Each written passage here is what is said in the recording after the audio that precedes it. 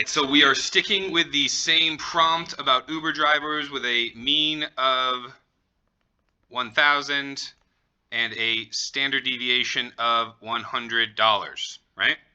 And so now we are asked about the Z value of income for a driver who earns $790.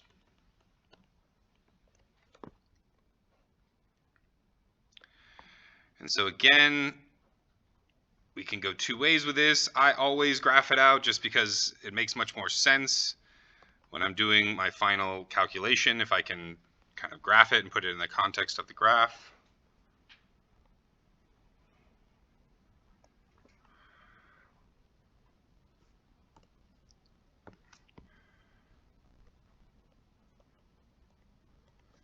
So this is going to be our 0 and our 1,000, right? We have our Z scale here and we have our dollar scale down here.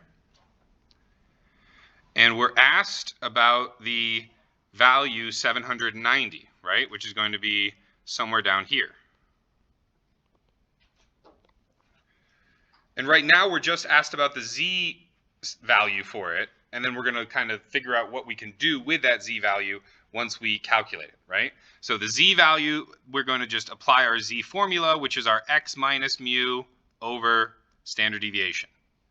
So the Z is going to be 790 minus 1,000 divided by 100. So this Z, again, it's a signed value, so we can't absolute value just erase negatives, right? If this is negative, it's negative, and this is negative. Negative 2.10. So the reason why we keep the signs is more for logic and for labeling over here, right? So I did a bad job by labeling this up here because our dollar axis is on the bottom. So this is going to be 790 right here. And then the Z is negative 2.10. So here's the tricky part. Yes, it's important to keep the sign. The sign is going to tell you kind of where to put it in the continuous normal distribution. But when you're looking up the values in the book, and this always got me when I was doing this class, when you're looking up the values in the book, there are no negative values in the book. Why are there no negative values in the book? Because it's symmetrical. Just like the 1 and the negative 1 give you the same probability, the 2.1 and the negative 2.1 give you the same probability. So if you are looking in the back of the book and you're freaked out because there's no negatives, you gotta kind of, that should be like a big red flag to be like, oh, why are there no negatives? It's because it's symmetrical and the negatives are the same as the positives. So when you look in the book, you're gonna look in that Z table, you're gonna go down to 2 to 2.1, you're gonna go over to 0.00, and you're gonna find the value of 0.4821. 0.4821. And so what is this telling me? What is this telling me? Well, whenever we calculate these Z statistics, they're telling us the area under the curve between the value and the mean, right? So if you ever get a little confused, you know, and be like, okay, is this telling me the probability this way? Or is it telling me, come on, or is it telling me the probability this way, right? So if you ever get confused about that, go back to your Z statistic equation. And you see very clearly that it's talking about the spread from the mean, right? The Z statistic is calculated by subtracting the mean and taking the standard deviation of it. So it therefore just makes sense that the Z statistic is going to give me the area under the curve from the mean to that value that I was told in the prompt. Does that make sense to everyone? So a couple of tricky parts to this one. First one is when you have a negative value, you're gonna use the positive parts of the Z table, since there are no negative parts of the Z table. And then whenever we're calculating a Z value, it goes from the middle outwards. So these Z values go from the middle outwards.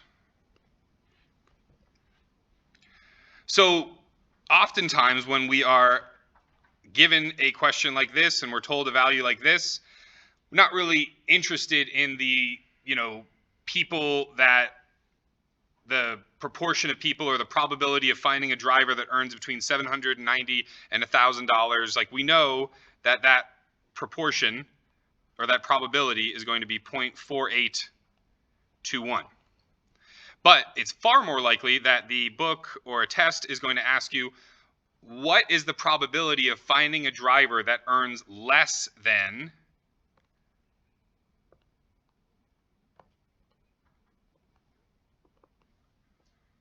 $790?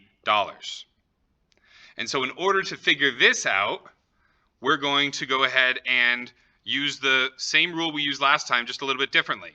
So we know that this whole thing over here, since it's symmetrical, has to be equal to 0.5. So the probability of this rectangle over here is equal to 0.5, just by definition. And then the probability of the whole thing is obviously equal to 1. Again, by definition, has to be that way.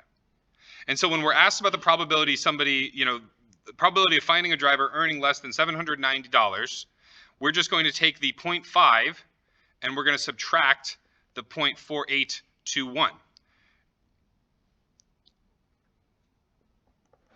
And we end up getting 0.0179. So very, very low likelihood that we would find somebody in this purple section here.